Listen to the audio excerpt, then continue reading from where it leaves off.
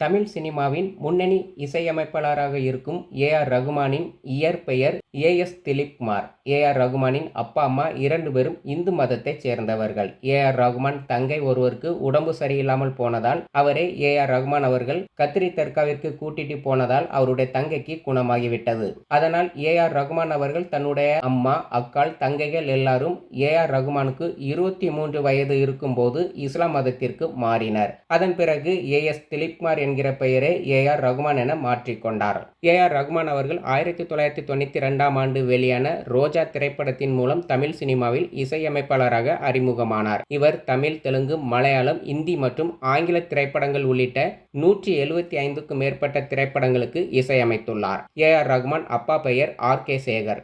RK. Sekar அவர்களும் ஒரு இசையமைப்பாளர். இவர் 100க்கும் மேற்பட்ட திரைப்படங்களில் பணியாற்றியுள்ளார். ஏ.ஆர். ரகுமான் 9 வயது இருக்கும்போது அவருடைய அப்பா ஆர்.கே. சேகர் அவர்கள் 42 வயதில் காலமானார். ஏ.ஆர். ரகுமான் அம்மா பெயர் கஸ்தூரி. ஏ.ஆர். ரகுமான் அக்கா பெயர் ஏ.ஆர். ரெய்கானா.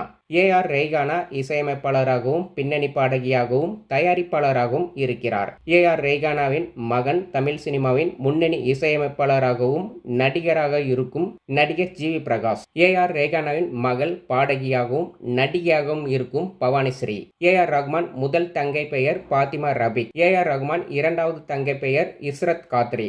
ஏ.ஆர். ரகுமான் மனைவி பெயர் சாய்ரா பானு.